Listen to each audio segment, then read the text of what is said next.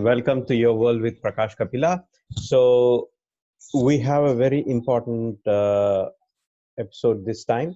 We are going to look into three different aspects of the issues that affects your world, my world, and our world. And these three are basically one is US elections, the other one is about the India-China conflict, and the third one is about the drugs and the mafia in the Bollywood and Sushant Singh case. So all these three are very important wherever you are living in this world because we have a very good uh, insight into the issues that are underlying the current issues. That's the whole point we're trying to make. Whoever is president of United States, it affects the whole world.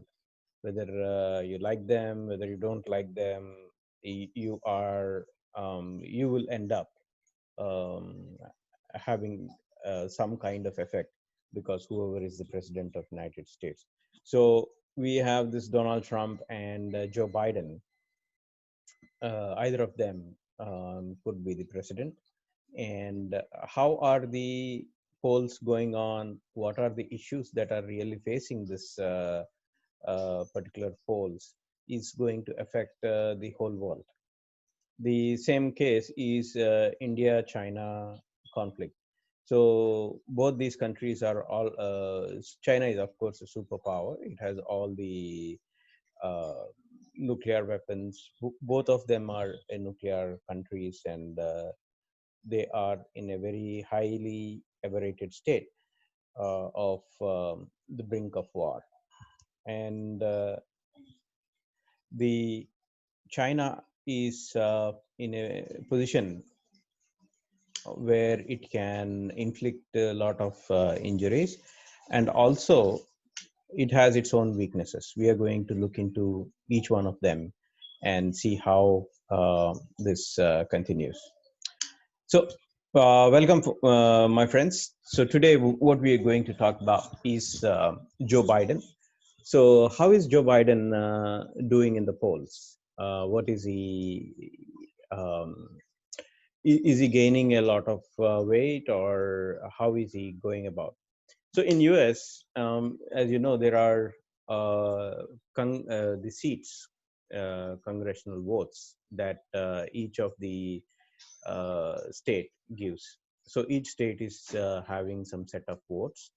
All of them put together, uh, the people elect the president, but each state will have a specific amount of votes that is given to the popularly elected person, except in case of Nebraska, which is not that huge impact. So all these states put together, the winning candidate needs around 270 votes. So we have if you look in the chart, we have around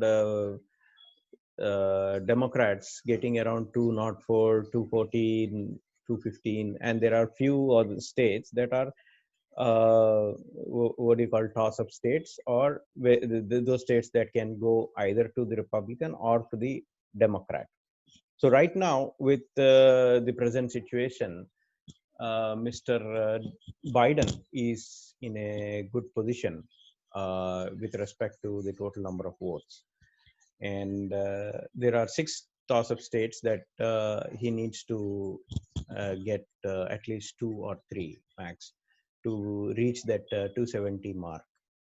So this 2 or 3 states, what are the 6 states? One is Florida, the other one is Pennsylvania, Ohio, Nevada, and Arizona, Pennsylvania.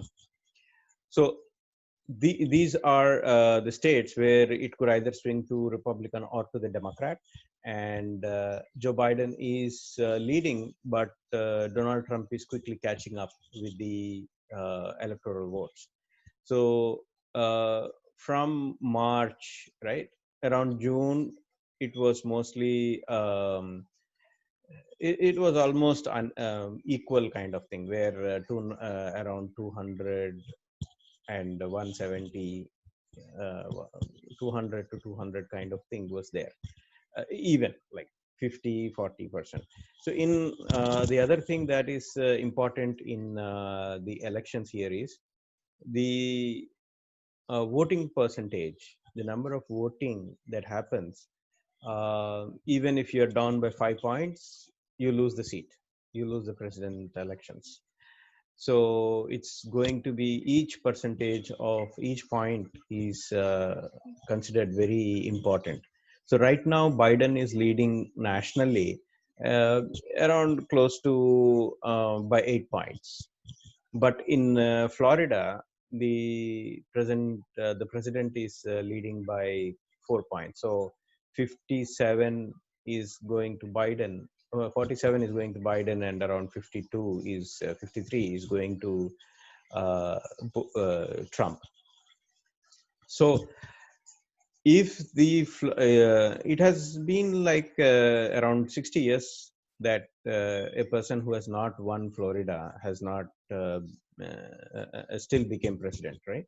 So most of the presidents become presidents because they win Florida, Ohio. These are very battleground states. That's what they say. Um, and right now we have North Carolina, Pennsylvania leaning towards Biden. So if he's able to carry like North Carolina, Pennsylvania, and Nevada, and he's going to romp home with the presidency. Whereas for Donald Trump to become president, he has to win all the battleground states. He has to win all the 6 states like Florida, Nevada, uh, North Carolina, Pennsylvania. So the odds are in favor of Joe Biden. The charts, if you see the charts, they clearly mention where each one is standing and how each one of them is able to is dividing the electorate towards themselves, is attracting electorate, I must say, towards themselves. So where the Latino vote, that is those who have come from South American continent to US, they are mostly situated in Florida and Texas and California. So California, a lot of Mexicans are there. In Florida, you have Cubans, Venezuelans, and other South Americans. So there, Biden is falling short, and they need to actually ramp up their effort in order to close the deal. So why are they falling short? They're falling short because Trump has said that he is portraying Biden as a socialist, and a lot of social and welfare schemes are being portrayed. So this is creating that fear among the present electorate there, that we have run away from the socialism, because wherever you have the socialism, there is like drugs, mafia, and all those things. So therefore, people are very, very afraid that uh, any drug related candidate, they don't get elected. So that's why people try to show themselves as clean and family oriented, and such kind of attitude they try to portray, and people perceive those kind of attributes to the candidates.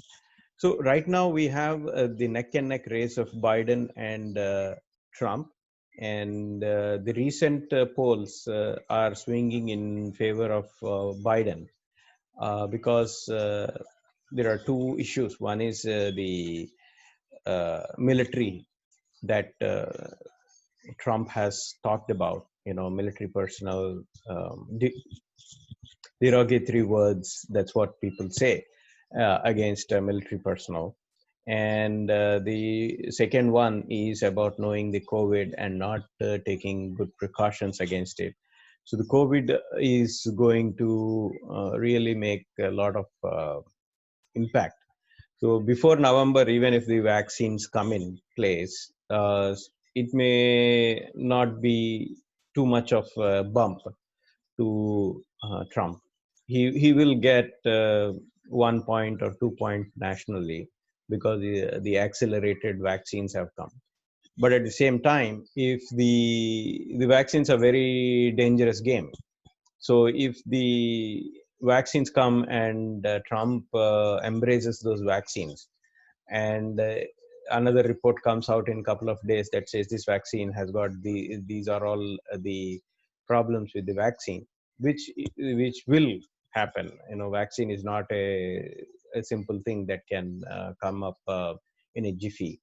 And even if it comes up, there are going to be issues with the vaccine. There are going to be distribution hookups, gaps, all those things will be there. So it's not so easy for anyone to embrace the vaccine and uh, gain some points in the political spectrum, because quickly it will be negated.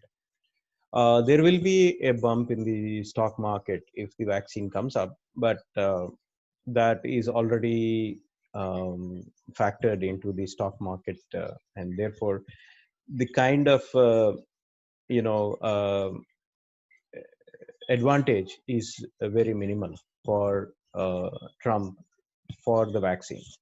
On the other hand, there is going to be a debate this Thursday by CNN, and in that debate, if Trump comes out as as a winner, then the polls will change. So it's not the vaccine that is going to change Trump; it is uh, the polling. It's the debate that is going to happen. There will be three debates between the Trump and Biden, and in each of them, if Trump comes out very nicely, then he is going to have a good bump, and also the stock market is going to help him. So overall, the economy, the stock market is going to make people think that they are in a better position.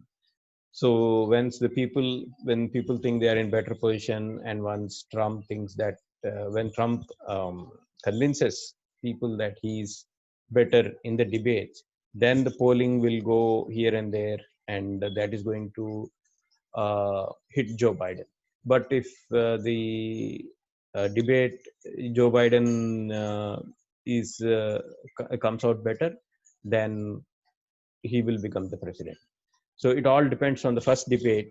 The first debate is the one that is going to make Joe Biden hit or miss the presidency. So if Biden wins, what is it for India? How will the Indians in India as well as here get affected? One is there is something called comprehensive immigration reform. That is what Biden is going to do. In that, more number of green cards will be there, and country-wise green card will be removed, and H1s will have the country quota of H1 will be removed. The most important thing is Biden is going to support India for permanent seat in UN Security Council. Obama also supported, and Biden is going to support. Actually, America helped India gain into this Security Council. Every 2 years or 3 years, there is a international voting. There are permanent members of the UN Security Council, and the other nations vote for other countries to have a seat in that Security Council. So India was voted by other countries overwhelmingly with the help of American support. And India is also having a seat as of now in the UN Security Council. So all in all, whoever becomes the president, two things are important. They will be more friendly towards India. That is number one. And they will be more anti-China, whether the trade wise or whether the conflict wise, because as you know, in US has already recognized Taiwan as a separate country. So any aggression on China towards Taiwan will result in US interfering into the South China Sea and those things. So all in all, there is a lot of status quo, and there is a lot of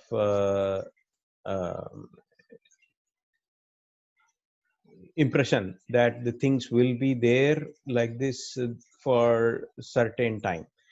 Biden and Trump, both of them together, are not in favor of open China trade deal. That is not going to happen. So that is out of question. The second thing is about the jobs that the Chinese have taken out from US in terms of manufacturing jobs. Most of the jobs, most of the jobs are structural jobs. Means structural changes means it's a long-term change. So a job that has been lost in US to China, it may not return back to US. Okay. So, but there is a heavy chance that most of the non-structural changes, not non-structured jobs that have gone away, they may come back, like service jobs that have gone away, like offshoring service jobs. Those things may come back, and definitely software and technology wise, people are being pushed. Companies are being pushed to have an alternative base in other than China. So this is the root cause of the Indo-China conflict. I'll explain why. Right. So this comes to our next segment of the Indo-China border dispute. So who is Xi Jinping? Before even we understand why suddenly this is coming, right? This is the incursion. China is saying India is intruding into their path, and India is saying China is crossing the LAC, line of actual control. There are two things. One is LOC and the other one is LAC. LOC is towards Pakistan. LAC is towards China. So line of actual control is with respect to China. Okay. So what is the root cause of China's aggression? Why is this happening at this time and this place? That is the most important thing that everybody has to understand, right? A lot of people are attributing of salami technique, like take parts of the whole, take a parts and make it to the whole. Like you occupy a little space here, you occupy a little space here, and then you occupy something here, you occupy something here. The whole region will be yours. That is a medieval technique that was used by a different like East India Company used it against India, right? So where they go into one particular princely state, they do the business, and then they go like that. So this is a pretty tried, tested, and worked out model in terms of business as well as sales. Uh, and it was successful around 17th, 18th centuries. But today, at this age and time, that is not going to help, because over a period of time, the conflict is only going to escalate and escalate, and if both the parties are almost equal, right? So for, according to Sun Tzu, right, the great military general or advisor for a lot of military generals take advice from the book of Sun Tzu, Art of War. I suggest viewers to look into it. So what it says is, if you are invading a country, right, then you need double the force. No matter how small, how big the country is, if the invading country should have double the force of the existing country. So the force is actually the soldiers and the technology. Both put together is a force. So that is how East India Company, with a superior technology, was able to rule India, Bangladesh, Pakistan as a whole unit, right? Slowly it was able to capture each one of it, and it was able to rule because of higher technology, higher communication, and greater skills of the generals. So skill of general, the technology, and the army, the number of people who are the soldiers. So these are the basic tenets of any army, and the army is the one that wins the wars. It's not the air force, it's not the navy, it's the army that wins the wars, right? Air force and navy are more towards enabling things for the army to establish its control, hegemony. That's what they say. So having said that, India and China after 1962 fought in again 1967 in Nathula Pass, 1967-68, Nathula Pass, and India won that conflict. India lost the conflict in 62, but India won the conflict in 67. But after that, there was no issues because of very good reasons. Like the Chinese understood that you cannot control India. India is too big a country where you can invade and control masses. So they said, okay, let's have a safe distance, and let's not let's make sure that India doesn't hurt us. So that's why around 40-45 years, each subsequent Chinese leader uh, was giving good peace deals, but at the same time was maintaining the distance. And no shots were fired. People didn't even carry weapons in the 3,400-kilometer border. So around 2001 to 2000, when did Xi Jinping come into China leader stage, the grand stage? When did he become the leader of China? 2012. So from 2001 to 2012, there were two leaders, Jiang Zemin and Li Peng, right? So these two leaders were, and these two leaders enabled the peace to continue. At that time, Xi Jinping was the person responsible near the India-China border. So around 2009, 2008, 2009 crisis time, and 2007 also, there were little bit of posturing by China. So that posturing was done by Xi Jinping, right? So then he, after he became the leader in 2012, Xi Jinping is actually a son of a famous leader in one of the founding fathers of China. He was along with Mao Zedong, and this guy is a son of that person. So he's called Princeling. So everything that he had after, I mean, the Xi Jinping's father and Mao Zedong didn't go well, and the Xi Jinping's father was thrown out from the power structure, and I think he was jailed or executed, either of them. But after that, around 70s or 80s, Deng Xiaoping became the Chinese leader. Once Deng Xiaoping became Chinese leader, he let go of Xi Jinping. Till that time, Xi Jinping was a very low-level cadre. Nobody even paid anything for it. I mean, nobody paid any interest towards it. Once Deng Xiaoping came, he did not focus on Xi Jinping, but he focused on the economy. He made the economy, he opened up the economy. From 1980 till 2010, right? Till 2010, the mark of uh, Deng Xiaoping is there, where each year around 150,000 people were lifted from poverty, and China quickly became doubled its GDP every 5 years. Every 5 years, 6 years, it kept on doubling its GDP. So around, if you see, India was around 1.5 trillion when around 2000, right? Now it's 2.4 trillion.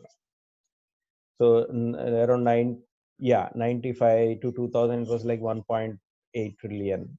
From 2005 to 2020, it became 2.4 trillion. But China almost was equal around 2005. China was 5 trillion. Now China is around 15 trillion. So the huge improvement in Chinese economy was because of the reforms that Deng Xiaoping laid out. In 2008, with the global crisis, China also got a big jerk in its financial system. So that's when lot of corruption issues came out. So that is the reason why Deng Xiaoping, who was only a provincial leader till that time, became the Chinese leader in 2012. So if you see, around 2011 and 2010 and 2011, there was a lot of corruption cases in China that were coming out, because when the money is dried up, that's when people have issues with repaying their loans, with repaying everything. That's when the scams and all those things will happen, will come out. So Xi Jinping said that I am your leader. I will root out the corruption. So Xi Jinping and along around 45 other leaders who were also the sons or daughters of the Chinese command, Chinese big guys. They call them princelings. So their father were already in power. The parents or grandparents were already in power. So these guys also came into power.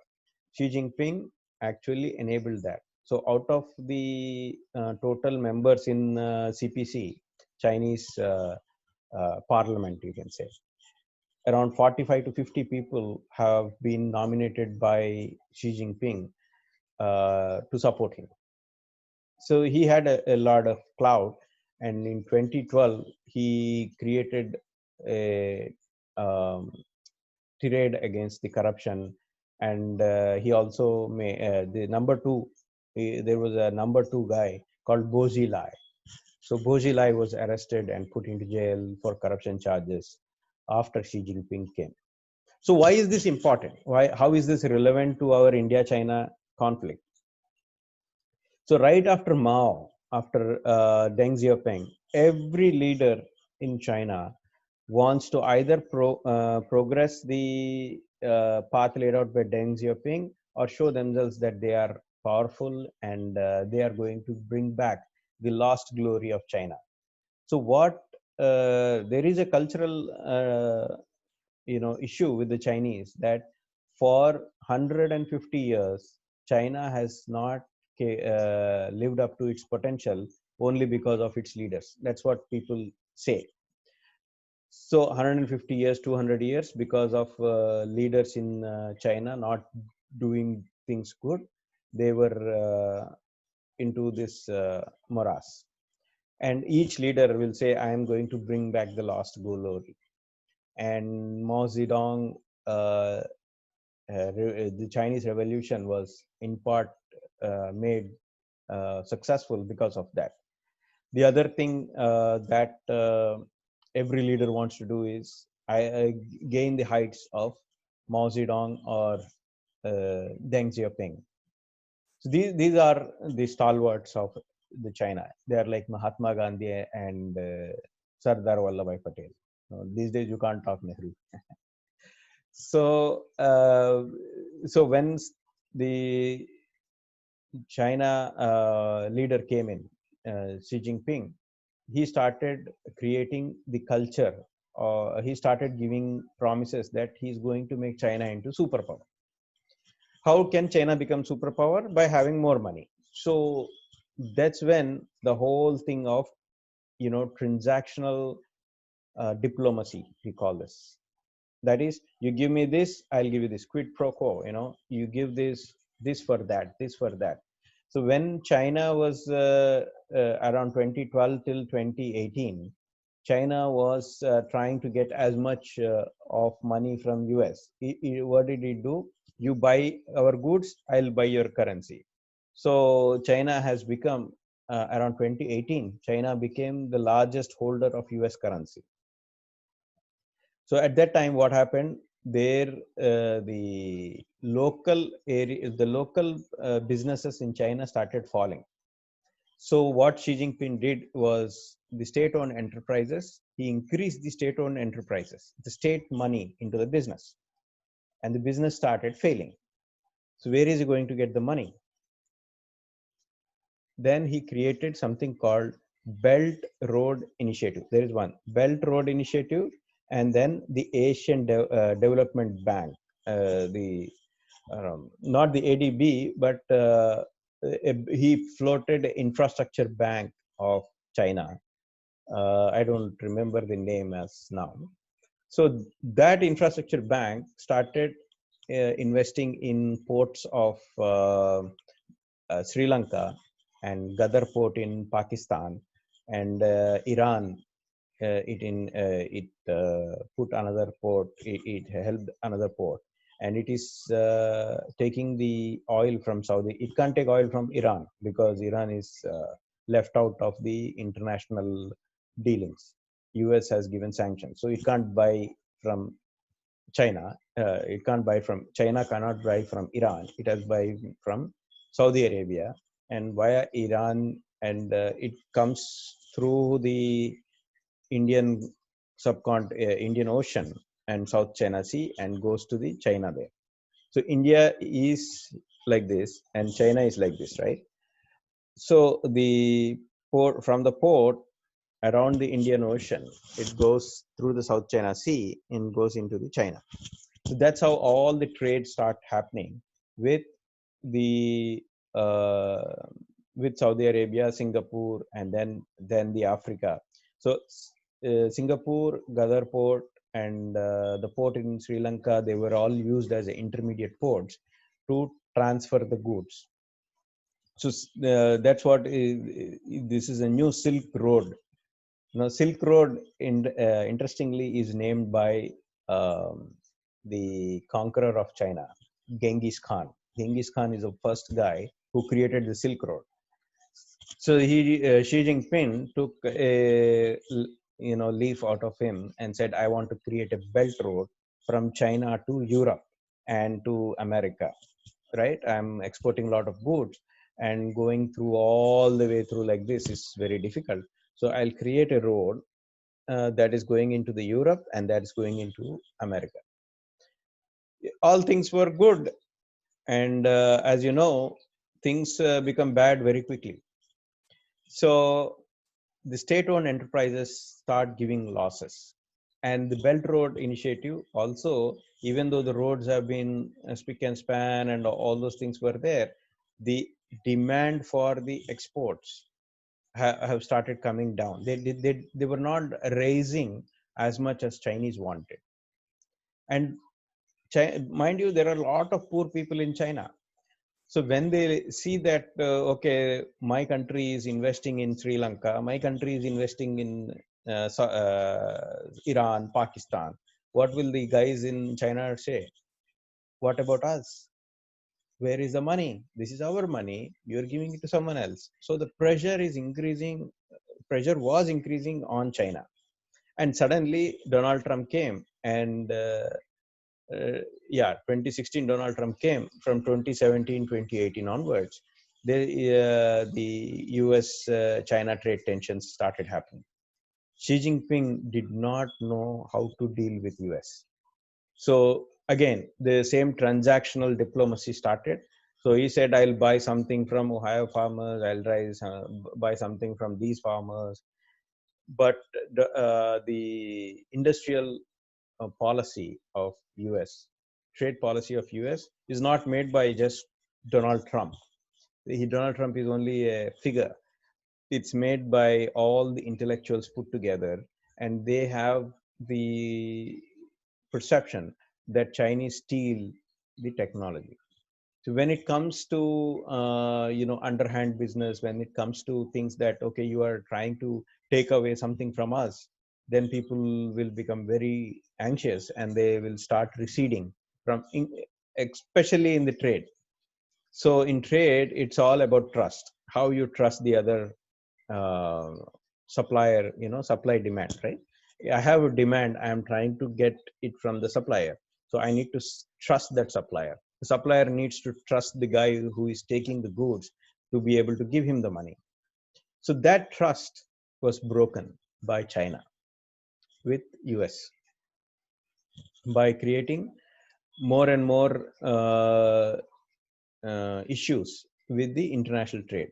So, for example, on paper, China says you come and invest, you don't have to worry about anything.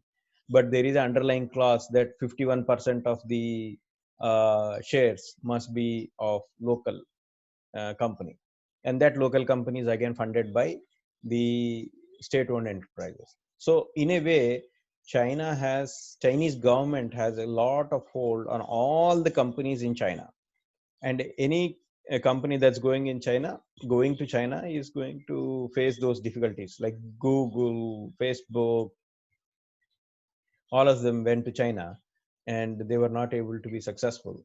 And their competitors have been given more impetus from the government. So they stole the trade secrets that were there in Google, Facebook, also the 5G, Huawei, right? Huawei was doing technology help, technology delivery for the Qualcomm and um, Apple and other things. So these companies have said that they have cheated they have stolen our intellectual property. So that is a big case against the Huawei. And once these companies say that these are all things happening, then no president or no politician can go behind and say, no, no, no, you guys are wrong, we are good. That's not going to happen. So that is the reason. Even if Biden comes, the US China trade tensions will not go away. They will be there. Okay, that is the most important thing that everybody has to know. So when the China is now coming with the advent of COVID, what happened? People stopped trusting China. So they are buying things from China, but only as a intermittent thing, a transient thing that is not there with them, right? Like they want to rebuild their manufacturing, and over a period of time they want to take away China. So European Union has already said that Huawei is not going to be part of strategic partner. It's not anywhere near the strategic kind of companies in the European Union. So is UK, so is France, all those guys. So with so much of things happening, China then decided that we need to create our own market, we need to create our own suppliers and customers, and then started investing heavily in Africa and South America, Africa, South America, and a lot of Mexican companies have Chinese investment. So there is a Mexican company, and the China puts in their raw materials there, make them finished good, and then transport it to US. So that kind of things are also there. With this background in mind, with the COVID going on, with other countries looking for a replacement to China, who can replace China? India. India has got the technological manpower. That is the most important thing. You don't have technology manpower, I don't care how much money you have. You're nowhere. So the middle class of India, most of them are engineers, most of them are intellectuals.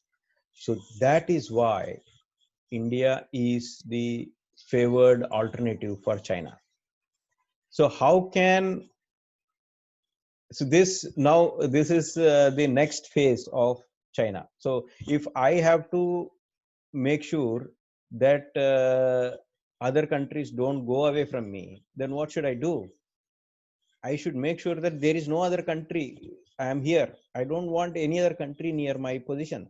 So I have to put artificial pressure on that. So when you put artificial pressure on the other country, that's when the other country will keep on fighting its own internal fights and they won't raise up to the China. That is the whole equation here. So that is the reason why China will not create a war. It won't. My prediction is there won't be a war between India and China. Only there will be skirmishes, only because they want to reduce the treasury. So if you want to maintain the army, you have to put lot of money. So with the army going into different locations, if army operations are very costly, so the drain on the treasury will happen into the army. And the when the money is moving into one location, it cannot go into other location. So therefore, the technology and the other industries will not be able to spring up quickly, right? So then China can invest into these technology companies and make sure that whatever money they are getting, it also gets funded into China. So what happened? With this skirmishes, the India-China investments have gone to zero. So they understand that we don't give them money, then over a period of time, there will be a position where the Indian companies will start asking for money and they will get money. That is one uh, way of getting back. The other way is to keep the pressure on the army and keep on negotiating with the army, keep on negotiating, and make it like a very long and lengthy things. And suddenly do some, there will be skirmishes, I'm saying. There will be some, uh, little bit of conflict in a particular place where they will be bombing us, we'll be bombing them, we'll be doing retaliatory things, and people on both sides will be killed. But it won't be a war. There is no tendency for Chinese to go to the war with India. There is zero support for XiJinPing to go to war with India. And every politician every politician, whoever is a politician, understands that you can't misuse the power. You have to go, the power that is given to you, you cannot misuse it. You misuse it, it just vanishes like this. So if there is no people support, they, even if he has all the administrative support, all the army support, army will do whatever it says, and whatever the command control structure is there, still you won't be able to do anything. So Xi Jinping is a very smart guy. He's not a altu faltu guy who's a populist and came there.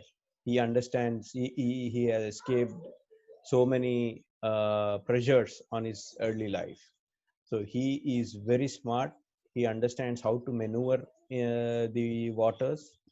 So he will not take a hasty decision of going to war. Only he can take the decision to go to war, and he's not going to take a hasty decision. He is going to make sure. And you and I are talking now, but these things they may have talked it like 2 years before. Nobody does these skirmishes just like that. So they may have played up all these things again and again and again, and they have come to a conclusion where they can nudge India and keep on doing it for quite a bit, so that they can get away with with a lot of concessions. Majority is trade, and also they won't have India as a trading competitor. That is the most important thing, that it is there in their mind.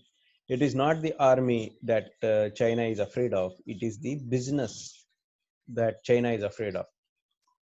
Indian middle class is what is making China sleepless. It's very antithesis of power, but that is what it is. India's middle class is having lot of engineers, lot of doctors, lot of scientists. All these guys are not staying in India; they are going to US. And the productivity gains of economy is on the intelligentsia. See, all the middle class put together, they make up something, some toy or something that is going to have more value than your tomato or your potato, these things. So a, the intellectual sale of products is on the top level of economy. Then comes the manufacturing, then intellectual is here, service is here, manufacturing is here. The last one is agriculture. The last one is agriculture. The next last is manufacturing, and above that is service, and above that is the intellectual products. That is why China is afraid of India, and China wants Indian companies or Indian brain to be useful to them, not a competitor to them, but useful to them. So therefore, these skirmishes will happen. Now, where can India win in such kind of situation? Your economy is going down, your ability to fight will ability to fund the fight will go down, ability to fund the companies and the welfare and all those things will come down. So there will be a lot of pressure on India to do this. So we need a solution that is not going to be far ranging. It has to happen, it has to end in, like, say, 2 months, 3 months, 6 months. It cannot continue for 6 years or 7 years. That is our weakness. What is weakness of China? Weakness of China is it doesn't have the soft power. It's a bully. Everybody thinks that it's a bully, and everybody knows that it's stealing their intellectual property. It is doing a lot of underhand business dealings are there with China. So every other country, there is a heavy leaning towards India by all other countries, and that is our advantage. We have to immediately recognize Taiwan as separate country. We have to send Dalai Lama as the Indian spokesperson in United Nations.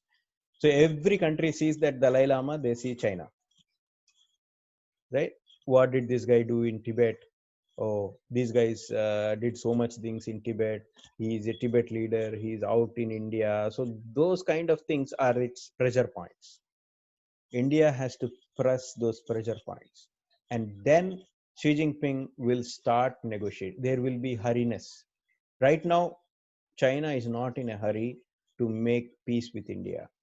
It will keep on continuing the same thing. Oh, India is attacking us, and then he goes obtuse, right? So they will blame India and they will keep on fighting. The skirmishes will keep on happening. The meetings will keep on happening. There won't be any result, because there is no need for China to come up with the result. Give them the need. If you don't come out with the result, then it is going to defame. It's going to destroy you. That is the message India has to give. And you cannot give this message by military. China is now Pakistan. China is not something that that is afraid of India. It is much more powerful. So there is no way that India can go and conquer China. There is no way India is going to do that. The only thing that India can do will do is protect its land and make sure that nobody incursions happen into the land. Till that, it is okay, but it requires a lot of funding. The army cannot be put on a military alert for years together or months together. Months together is okay. 3 months, 4 months is okay. Or even 1 year is okay. But after that, it becomes very difficult. So since you have time till 1 year, you have to press the buttons for China to come out to the drawing table. And how it is going to come out? Not by military actions, but by soft war. This soft war is basically saying that, okay, if you, uh, what is this soft war, right? Soft war tells that you can make a person, you make a country do what you feel like doing, what your country, you can make the enemy country do things that you want when you make them, when you don't give them the options to uh, go in the path that they want to go. It's very complicated. So what this is without firing bullet, we need to come out with situations that is going to nudge China, that is going to push China. And what are those things that China is giving us? One is Taiwan, the other one is Dalai Lama, Tibet. Right? These three things are your arsenal. So put Dalai Lama in UN as Indian spokesperson and recognize Taiwan. So apart from India, US is also recognizing Taiwan. US also recognized Taiwan. So there is a lot of information that goes across all other trading partners of China. Then everybody is a trader here. So everybody wants to push each, all the countries want to take advantage of this. So Sri Lanka will take advantage, Pakistan will take advantage, Iran will take advantage, and there is an internal pressure on XiJinPing also to get back the money that they have invested in different countries in different ways. If they don't do it, then his stature is going to come down. So India is a muse, so that every other Chinese are going to look at this skirmish and are going to wait for what's going to happen. But internally, Xi Jinping doesn't want this to get resolved. The only way you want this to resolve is to push them, saying that the more it continues, the worst it's going to happen to them in terms of their trade.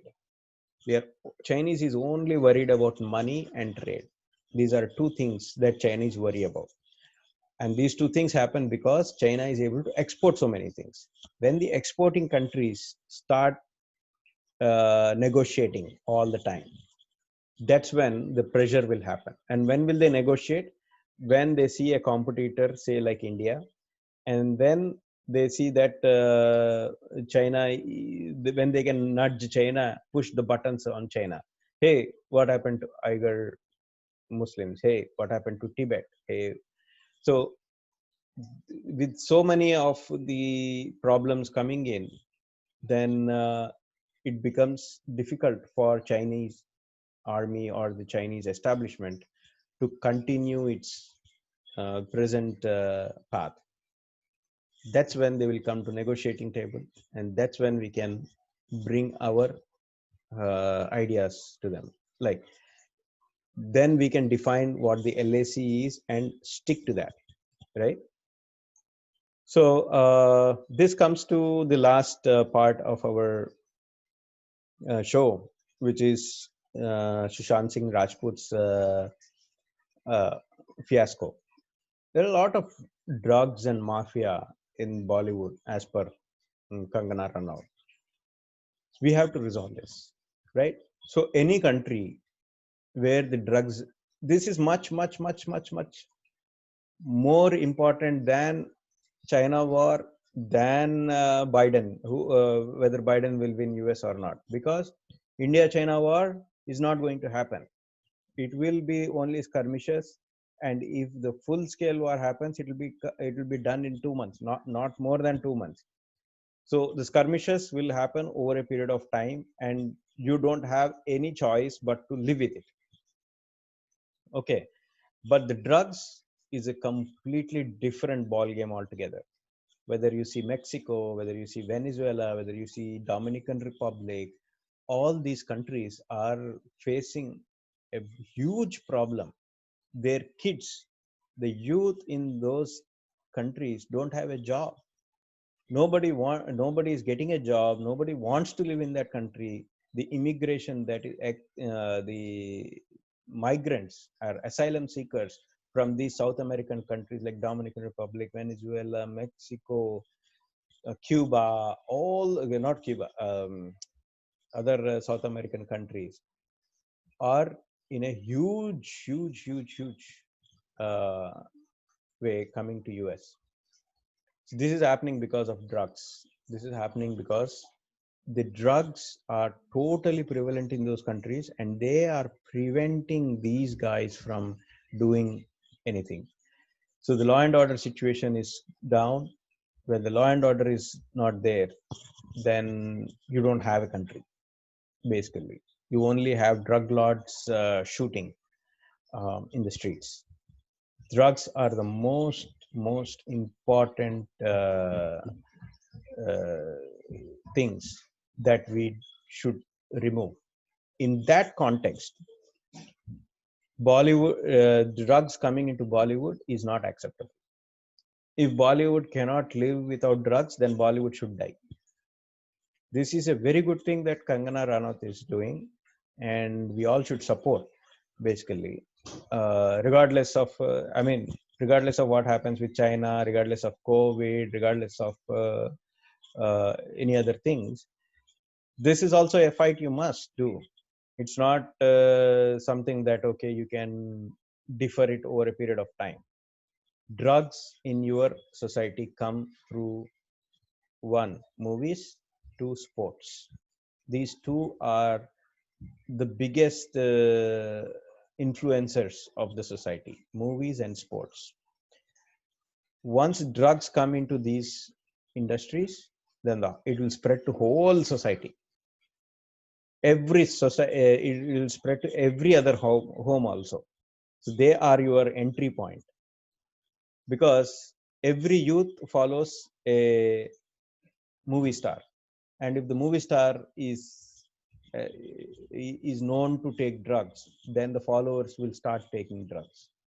So when people want to take drugs, then obviously there will be more and more skirmishes happening. People want to, the ambitions of drug lords are way high than what your politicians or what your army people have. They will control everything. In Mexico, the army took at least 10 years to catch Guzman. So with this backdrop, what we all have to do is eliminate drugs from the society. They are the root cause of so much miseries of the society. The society will break. Once the societies break, there is no country. Your country will become a pack of cards. China was ruled by British by giving opium. Hong Kong, there you just look into opium wars. China was controlled by a small Britain for 100 years because they put all of them into these drugs, opium drugs. So, having said that, we should be in a position to remove the drugs. The drugs cannot be a mainstream in the society. If some 10 heroes are taking drugs, we may think only 10 heroes are there. No, behind those 10 heroes are like thousands and thousands of fans who want to emulate them. So if we remove those 10 heroes, then all those thousands of people will stop taking the drugs. That is the whole point in the fight against Bollywood. You cannot suppress talent. You cannot use drugs. These two are detrimental for India's progress. If you suppress talent, you are no less than a terrorist. You have to be treated like a terrorist, because India is a knowledge country. We are totally dependent on the knowledge. knowledge and talent both go hand in hand. If you suppress talent, you are suppressing knowledge. And if you are suppressing knowledge, you are suppressing the future of India. So you are a terrorist if you don't support talent. You don't have to, if you suppress talent, you are a terrorist to India. You are anti-national. If you take drugs, you are anti-national. Keep these two things in mind. So if you want to be in India, if you want to have India progress, then remove drugs, promote talent. These are two important, very, very critical things for India to come out of the poverty, to come out of the present situation. So until next time, we'll come up with a more insight into the events that affect you and me. Thank you. Bye.